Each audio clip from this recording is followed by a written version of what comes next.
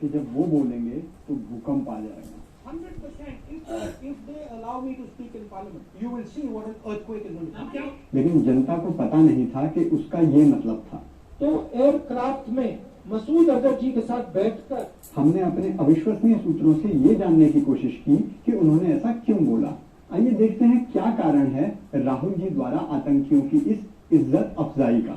Hello and नमस्ते मित्रों, चलिए पहले देखते हैं राहुल जी ने कहा क्या है, और खबरदार कोई हंसेगा नहीं। जब इनकी पिछली सरकार थी तो एयरक्राफ्ट में मसूद अजहर जी के साथ बैठकर, जो आज नेशनल सिक्योरिटी एडवाइजर हैं, अजीत डोभाल मसूद अजहर को जाकर कांदाहार में हवाले करके आ गए। हालांकि पिछले 20 साल से गांधी जी की स्पीचेस सुनकर अपना लाफ्टर डोज लेने वाली जनता को अब उनकी किसी भी हरकत पर आश्चर्य नहीं होता, बल्कि कुछ लोगों ने तो न्यूज़पेपर और केबल कनेक्शन गांधी जी की स्पीचेस के लिए ही लगवाए थे। लेकिन कल जो हुआ उसकी उम्मीद किसी को नहीं थी। नहीं, ऐसा नहीं है कि हम राहुल जी को अंडर एस्टिमेट कर रहे हैं, बल्कि वो तो हमेशा नए नए कीर्तिमान स्थापित करने के लिए जाने जाते हैं। 520 करोड़ रुपए प्रति हवाई जहाज, 540 करोड़ प्रति हवाई जहाज, 526 करोड़ रुपए का था। आश्चर्य इस बात का है कि हमेशा नए और फ्रेश जोक्स मारने वाले राहुल जी ने इस बार जोक रिपीट कर दिया। नहीं समझे? अरे राहुल जी आतंकवादियों को इज्जत देने वाले पहले कांग्रेसी थोड़ी हैं।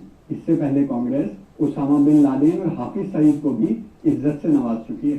पर ये उसामा जो है, हाफिज सईद साहब अफजल गुरु जी को। हालांकि इस प्रकरण के बाद अभी राहुल बाबा से सब लोकतंत्र बाबा की बात नहीं हुई है, लेकिन ऐसा माना जा रहा है कि ये सब भोले बाबा की कृपा से हुआ है। अविश्वसनीय सूत्रों की माने तो हुआ यूं कि राहुल बाबा ठहरे भोले बाबा के भक्त, और कल था सोमवार। होली के लिए रखा भोले बाबा का प्रसाद राहुल जी ने थोड़ा चख लिया और बस दिल की बात जुबान पर आ गई। उधर कांग्रेस के प्रवक्ता रणदीप सुरजेवाला जी ने इस बात को अफवाह बताया है। उनका कहना है कि आतंकवादियों को आदर देना तो कांग्रेस का संस्कार है। सलमान खुर्शीद ने याद दिलाया कि कैसे बटला हाउस एनकाउंटर के बाद सोनिया जी की आंखों में आंसू आ गए थे आतंकियों के मरने की खबर सुनकर।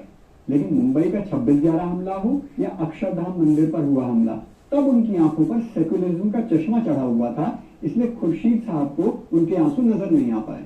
कुछ गुप्त सूत्रों का तो यहाँ तक कहना है कि बालाकोट में हुई एयर स्ट्राइक में मरने वाले आतंकियों की संख्या भी कांग्रेस इसीलिए मांग रही है ताकि उनके अंतिम संस्कार और श्रद्धांजलि की व्यवस्था की जा सके। पाकिस्तान मामलों के विशेषज्ञ मणिशंकर अय्यर जी का कहना है कि पिछली बार जब वो नरेंद्र मोदी को हटाने के लिए मदद मांगने पाकिस्तान गए थे तो पाकिस्तान ने ये कहकर मना कर दिया था कि 2014 के बाद टेरर इंडस्ट्री में रिसेशन चल रहा है। एलओसी पर इंडियन सिक्योरिटी फोर्सेस को खुली छूट मिलने के कारण आतंकियों का प्लेसमेंट भारत में नहीं हो पा रहा है और उन्हें मजबूरन ईरान और सीरिया में आउटसोर्सिंग करनी पड़ रही है।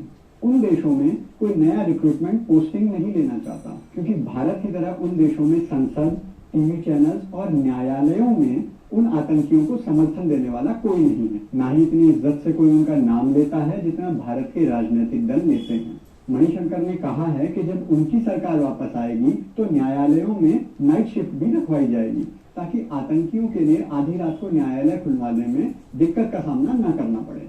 ऐसा माना जा रहा है कि राहुल जी कांग्रेस के घोषणा पत्र में ये वादा भी करने वाले हैं कि कांग्रेस सरकार आने पर किसी आतंकी को मारने की इजाजत नहीं होगी। उनका कहना है कि सीमा पार से आने वाले आतंकी भारत के मेहमान हैं और उनको मार देने से उनकी खातिरदारी करने का मौका नहीं मिलता।